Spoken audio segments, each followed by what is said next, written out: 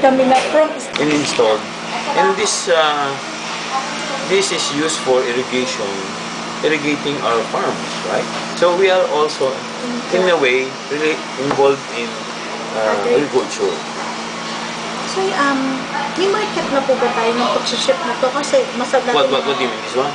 Yeah, kasi kinukonceptualize pa lang. Actually, before I started this project, nagkaroon na ako ng mga research on how we will market this, because the biggest problem of this products is how to market. Okay, what we did is we have this we call this pyramid marketing. How does this How does it work? This one. Nasaan yung kanina papel? Ito, one. So, ang aming is pyramid. Okay. Hindi pyramid scam, ha? Pyramid marketing. So we divide this into 4. 1, 2, 3, 4. Okay? The first part is we will supply the Japanese, Korean, and 5-star restaurants. Sabi mo, medyo kukunti naman yan eh. Especially kung you're concentrating sa Metro Manila, right? Or major city in the Philippines. Ang susunod namin is the Supermarket? No, not supermarket. Supermarket is different. Food chain ito. Ano ang mga nitong food chain? The Jollibee food companies, Shakey's, Wendy's, the Yellow Cab. Kasi ang pinuproduce natin dito, yung bell pepper, di ba? Tomato, lettuce, okay. Pero we are only concentrating specifically dito. Why? Kasi pag dito mo binenta sa dalawa na to, definitely 2 days, maximum of 3 days. Consume yan, sigurado. Consume yan. No? Not like in supermarket, may posibilidad na mabulak ang kape. Okay? Pangalawa, the supermarket, ano yan eh? Consignment. No?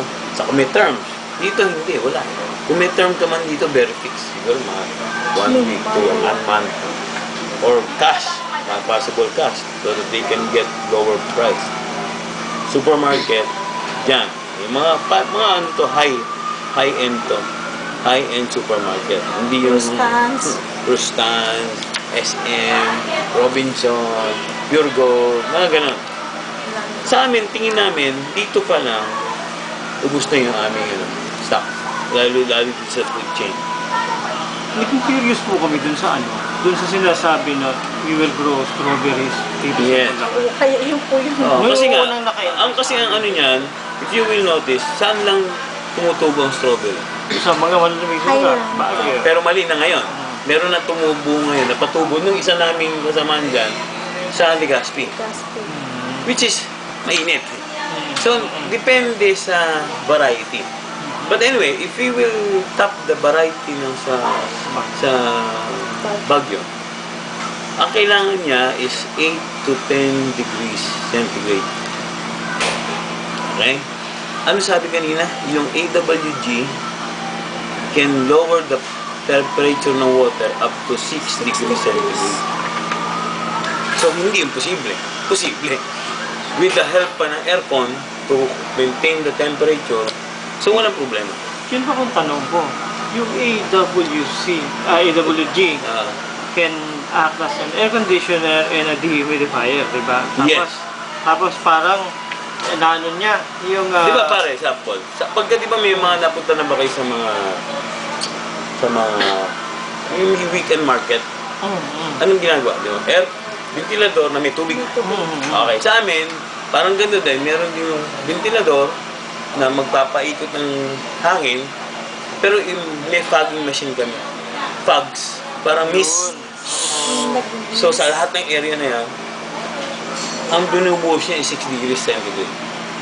So lalamig siya. Right? So yun yung dehumidifier ang sinasabi nila. So you will spray cold water on the area. So that will now reduce the temperature. So pwede mo ngayong control yung temperature mo. Control yung temperature, control yung tubig. Paano control yung tubig? Meron kaming soil moisture meter na nakalagay doon. Pag sinabi ng soil moisture na kulang na ng tubig, o-open yung valve ng aming pump, magpapadala ng tubig. Okay, ganun ang ano niya. Hindi yung basta dilig ka lang ng dilig. Kasi water conservation. Okay? Tapos tungkol naman sa light, hindi kami kailangan ng light ng sunlight. Meron kami sinasabi kanina, grow light that will emit red, blue, and yellow color.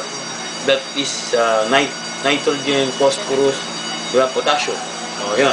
So, control din yung light namin. Okay. So, pagdating ng gabi rin. Madilim. Pagdating ng umaga, meron din ilaw. At we can control this outside of that greenhouse.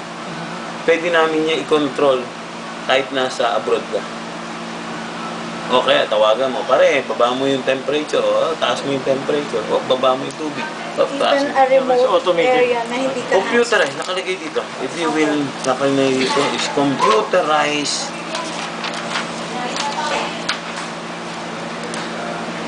Nakalagay dito, meron dito, computerized, kaya medyo, medyo mahal ito. Hindi ito ordinary project. Investment. Okay. So, ang isa pa is, ang isa pang, I will be back here, mga local market. Pero hindi siya yung talagang yung sa Talipapa o saan.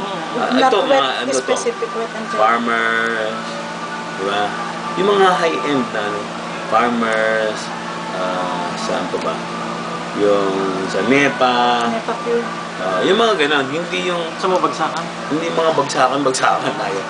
So yun yung Pero dito pa lang, tingin namin with this food chain requirement, right contact, ubus yung aming gamit.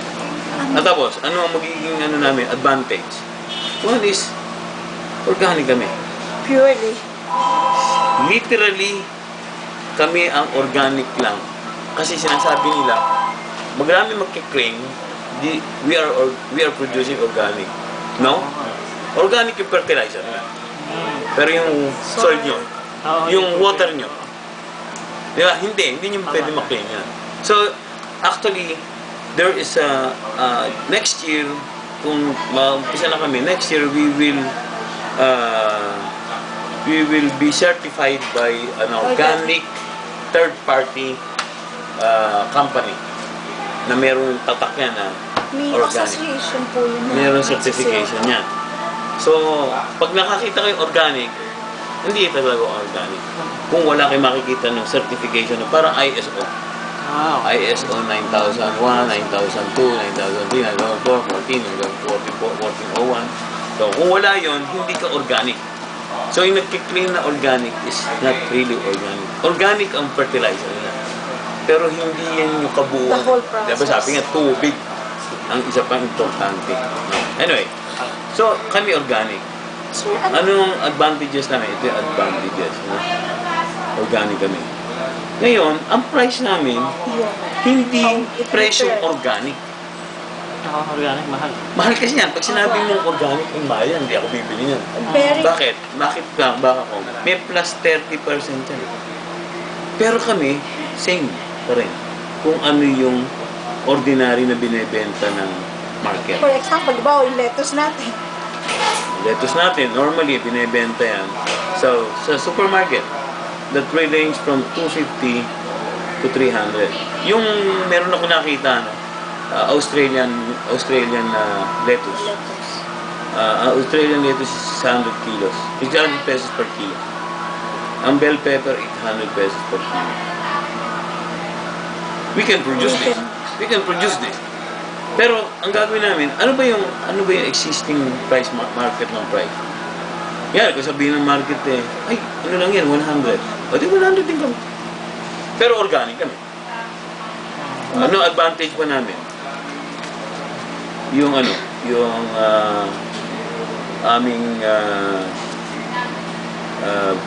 aming area.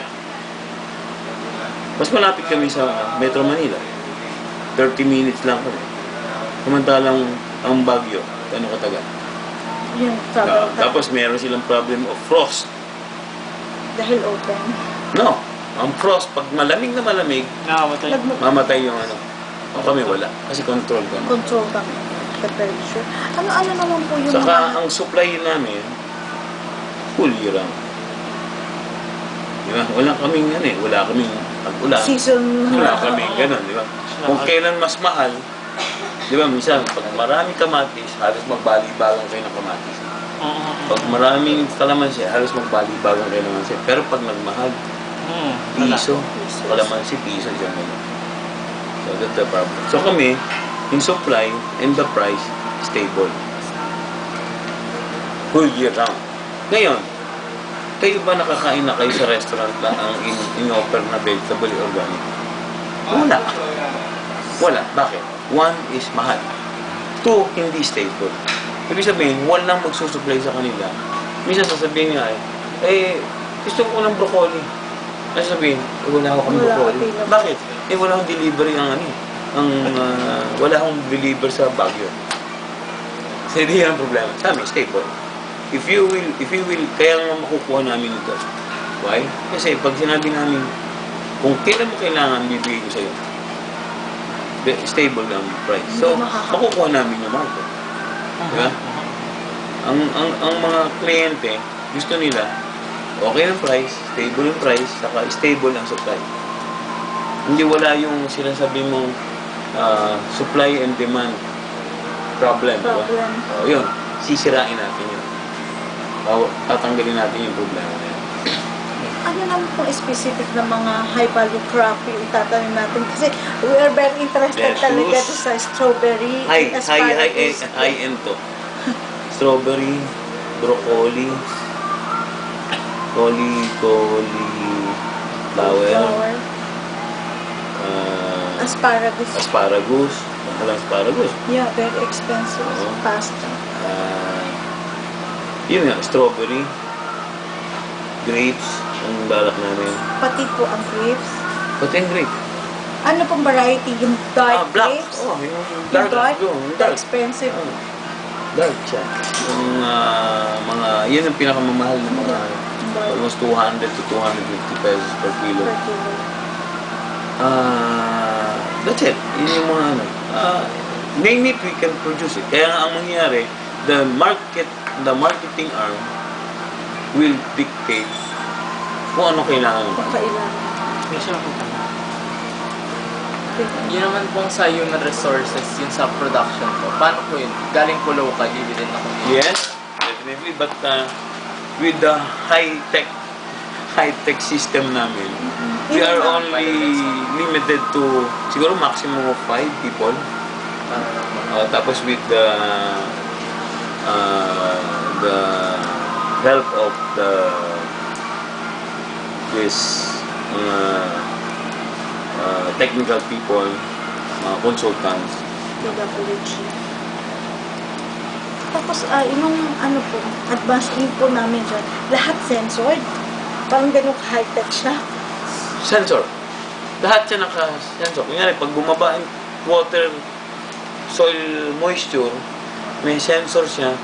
Sasabihin ng sensor dun sa valve ng motor, ng pump, magbigay ka ng tubig. At pagka tumama na yung water moisture, hinto siya. Control.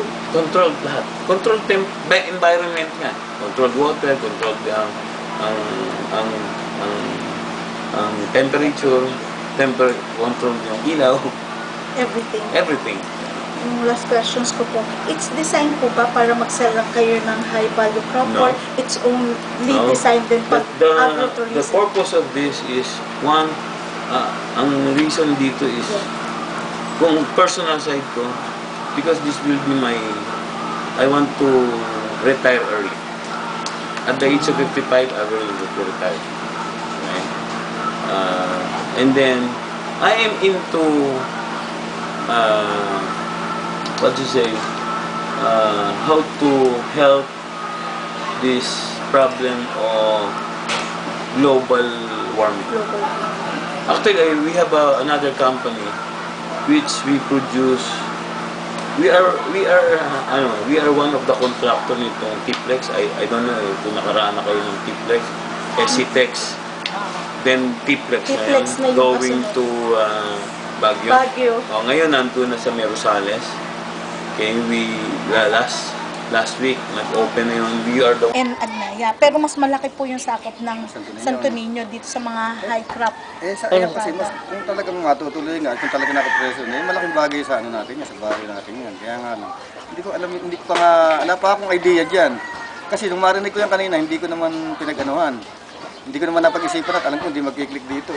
Kung gano'n naman ang pamamaraan nila, maganda. Sakaling magkahanap buhay yung mga iba natin dito. Opo, ang mga itatanim po nila mula sa grapes, dark grapes, asparagus, strawberry, lettuce, broccoli. Kung yan, ay puro pang malamig na lugar. Opo, kapo mga high value crops. Pero siguro kung yung tama sa akin nila, kung gagamitan ng tulad ko naman ibaw, naka-air, kung kayanin talaga yun.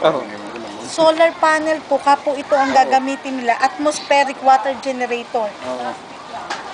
Solar, kaya Lahat po ng gamit, pinakita na sa amin yung, kumbaga yung presentation nila, lahat censored, kahit daw nasa Amerika siya. Pag binut niya yung computer, instruct lang niya sa tao, magbababa na humidity level, pH, ganun po ka-high-tech yung gagawin nila para dito sa Plaridel. Pero maganda yan. Magandang programa. Kasi baka sakaling tayo naman dayuhin ng ibang hindi ba sa Baguio, pinupuntahan na yung strawberry farm. Pag kami nagpupunta ron, hindi pwedeng hindi kami pumunta ron. Hindi namin pwedeng hindi dalawin yun. Kung meron na rito, baka yung iba dito na sa atin, gano'n. Ilang square meter yung isang greenhouse? 5,000 square meters po. Kaya alat nila para sa strawberry yun. 5,000 square meter. Opo. Mas kalahating hektarya yun. Opo. Times 10 po kasi naka-layer sila. By Naka-rack. 10 10 levels. 10 levels po, kaya parang 50 hectares siya equivalent. Ganun po yung production. Kasi per greenhouse po, halimbawa, ito strawberry, asparagus, basta po mga high value crop, green pepper, kasi ang market po nila, puro mga high-end din. Korean, Japanese, yung mga 5-star hotel po, kapo mga Rustan, yung mga high-end supermarket din. Yun ang susuplayan nila, Pero ang advantage daw po, halimbawa sa atin mga Bulakenyo is lalo na priority sa Plaridel, makakabili tayo na organic na same price na halimbawa sa palengke.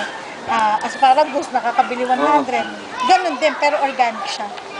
Yun nga, Yun lang yung sinabi pong advantage kanina sa amin ni Mr. Bihira na nga kasi yung organic na mga sa atin. Puro kapangaramihan, di ba? Puro may fertilizer. Opo.